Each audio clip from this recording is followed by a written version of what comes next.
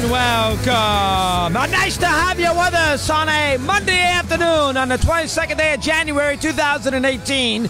Talked about what's going on as far as the world of sports is concerned. Welcome, folks. Good to have you with us. Billy C's in the house today. So is Eddie Erickson. We have contests. We begin it a little later on in today's show. 4 hours. Most of the week will go right until 7 in the east, 4 in the west as we gather and chat. 888 Mad Dog 6 on the great SiriusXM 82. That is your two-way sports talk telephone number as we take you home here and what is a big early part of the week with the NFL. Contest, good part of the week, too. We'll go to Minneapolis and we'll be there next week for the 7 days. I'll handle this here in a way, or the 5 days for the week. We will handle this and try to do this in orderly progression in which we'll do the first game for the first part of the show, maybe the first hour, because I think you can get that mileage out of it. And then we'll do the second game in the second hour with a little Super Bowl thought thrown in. So why don't we spend at least the first hour here, or the majority of the first hour on the Patriots. There's more to chew over with that game anyway. And then later on, this is Eric in Long Island for you. And then later on, beginning at 4 Eastern, we'll go a little more revved up on the Eagle-Viking game. So let's do it that way as we begin our program and take you home on this 22nd day of January with obviously Super Bowl 52 now, not too far down the road. Okay, listen. First off, I feel terrible. I mean, I haven't had a child yet. You know, Timmy with the Pelicans once in a while, but I felt awful for my 15-year-old yesterday who's been dealing with a bad back all winter. He's had a rough year. We bought him 1 million shirts. Fournette, he loves Ramsey, we got that. My wife got him 1 million shirts for Christmas. Jacksonville paraphernalia. He's a big Jag fan, that more than you can check a stick at. And I watched that game with him yesterday, and I took the Patriots. He didn't know that, but I took the Patriots, and the poor kid was absolutely shattered at the end of that game. And that, really the first time. My father, when the Giants lost big games, he never really cared that much. He was a Yankee fan. He used to make fun of the fact the Giants couldn't win a big game. So in my scenario, he liked to tease when the Giants lost. So I although I am a teaser, I try to learn my lesson and not do it to him when his team or either of the kids when their teams lose. But yesterday, the Jaguar loss really, really bothered him. And I can understand why. If you're a Jaguar fan, a few of you out there, B, just sick of watching New England go anywhere and, being tired of it, that little northeast quarter team. And they like to think they're a national team. They are not. They are a New London to Maine team. Nobody in America cares about the Patriots from a positive standpoint, except that little corner of the world. They like to think the whole world likes the Patriots. That's not true. They like them in that corner. But if you're sick of seeing them year after year, season after season, go playing Super Bowls, I don't blame you. And so any way you look at the game yesterday, whether you're a Jag fan, whether you're, even if you're just trying to be unbiased about it, the officiating would drive you crazy.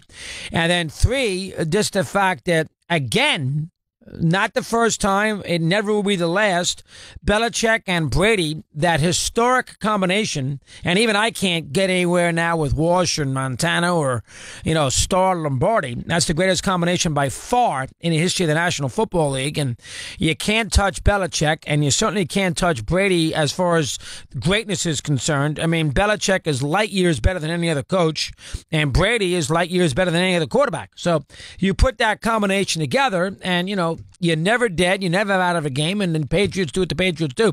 Doesn't mean you have to love them, and it doesn't mean you have to root for them, and it doesn't mean you have to, say that the game was fairly officiated.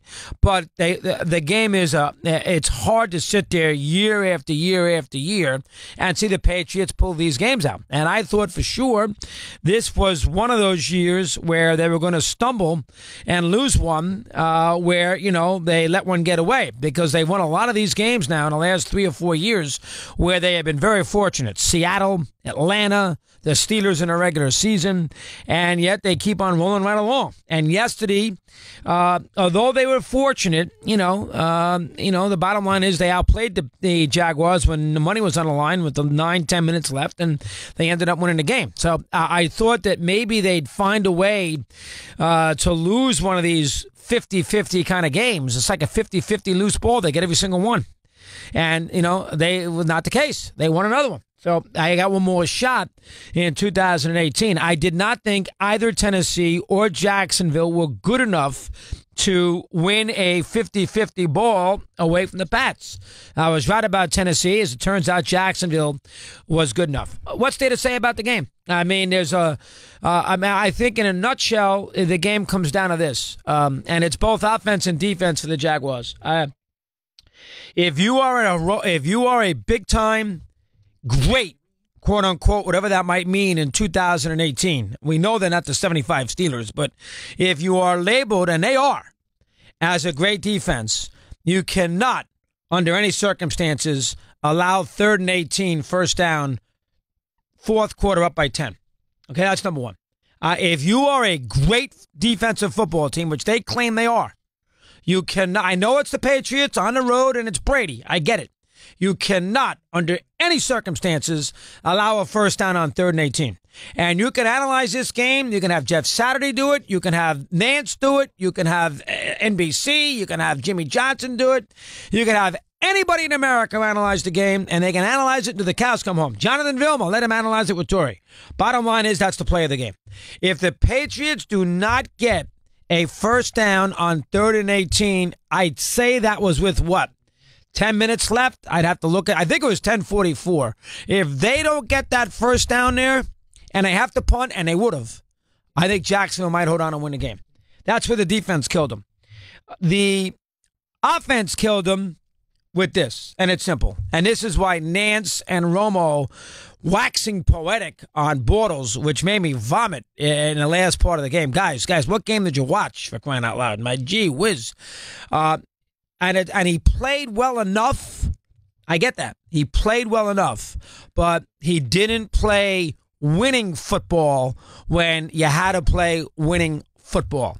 The Jaguars had the ball 3 times in the fourth quarter with a lead. They got 1 first down, and they took 132, 223, and 55 seconds off the clock. They had 3 drives or 3 possessions in the fourth quarter, and that's what they got. They got 1 first down. Now, I have to go back and look at this. The aforementioned Colin Russo texted his brother last night, and I happened to read the text, saying they had 14 plays in that sequence, and 5 times they ran the same play up the gut for a yard. 5 times. Now, against a team like this, you got to put the stake through them. Okay? The great team, the great player, you have to put the stake through their heart. You beat Federer and Nadal, you got to put the stake through them. You beat Jack Nicklaus or Tiger Woods, you got to put the stake through them. You're going against Jordan, you got to put the stake through him. Gretzky, the stake. Koufax, the stake. And the Jaguars yesterday, with more than one occasion, did not put the stake through the Patriots. And if you don't put the stake, especially up in Foxborough, on that team, with that coach and that quarterback, they're going to come back to bite you in the ass. And that is what Jacksonville did. That is where they lost the game. I don't even have as much a problem with the end of the half, although that's a bad play. You can't coach a championship game on the road against that team trying to protect your quarterback. You can't do it. And Marrone coached the 55 seconds at the end of the half with 2 timeouts trying to protect Bortles. He was worried about Bortles throwing an interception at 14-10. You cannot coach that way. Now, They didn't lose the game because of that, because they had a 20-10 lead with the ball in the fourth quarter. So, but if you coach that way, and I understand Bortles, I get it. I get it. And the reason why Nance and Romo went way overboard and out of line in praising Bortles is because for a change, he didn't lose the game. His expectation is so low that the fact that he played pretty well makes you overrate his performance. But to win these kind of games, these championship games, and that is why you hear you don't need the NFL Network for this nonsense. You don't need to be an expert for this nonsense. Watch enough sports with your own eyes, and you can figure it out. You need your quarterback. That's why he gets paid $20 million a year. You need your quarterback to be able to make a few plays in crunch time in a championship setting to win. And Bortles did not do that. And that's not knocking Bortles because he did a nice job. But in the big crux of the matter, he did not deliver the goods. Last drive did not deliver the goods. Bad throw to Fournette. 3 drives in the fourth quarter did not deliver the goods. And Brady, what does he do? He delivers the goods. What's the coach do? He delivers the goods. Your margin of error against those two in a playoff game is so minimal, it's a thread. And if you don't play it perfectly, you are not going to win. Because you're also never going to get the benefit of a whistle. Think about this for a second, and this is a sidebar to the game. I don't want to sound like I'm sour grapes because they didn't lose the game because of this. But think about this for a second. That's a very good defense. I mean, it's a great defense in nowadays football. It's a good defense historically. That's a good defense. Okay, it's a good defense. The Patriots were behind the whole game. He threw the ball 40 times.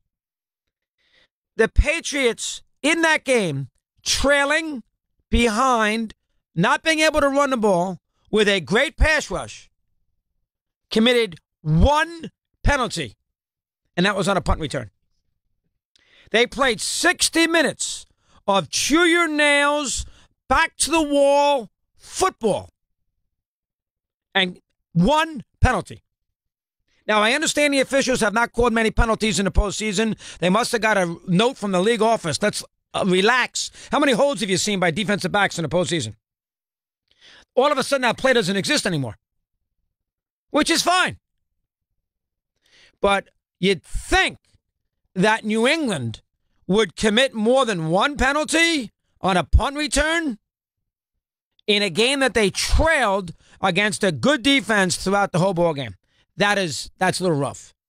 And the 2 calls that you cannot quibble with if you are a Patriot fan who doesn't want to hear this. And this is where the Colin Russos of the world he thinks the game is fixed now. He's a 15-year-old. I got to tell him they're not. But he's upset. How in the world do you call pass interference at the end of the half? They don't need the help. That ball is uncatchable. It was 9 miles high, and it was not pass interference. Set up a touchdown, 36-yard penalty. And the other thing, I've looked at it 20 times, and Colin Russo is 100% right. They blew the whistle on the Miles Jack fumble. If they don't blow the whistle there, and they shouldn't have because he wasn't touched, why do you got to blow the whistle? Let the play finish out, and then go back and take a look at it. Why do you blow why stop the play? You got the replay. It's a turnover. Why stop the play? If you make a mistake with the play call, change it. That's what it's there for. Not a fumble down. Instead, he blows the whistle. If he doesn't blow the whistle with 10 minutes, 9 minutes to go, 27 Jacksonville, 10 New England. You heard right. Now, that's all I'm going to say about the officials. Patriots are going to get every call known to man. You got to live with that. Bottom line is, simple as this. The bottom line is, 3rd and 5, 3rd and 18, the ball 3 times in the fourth quarter. Do something with it. 18 after the hour, we continue. Mad Dog Unleashed.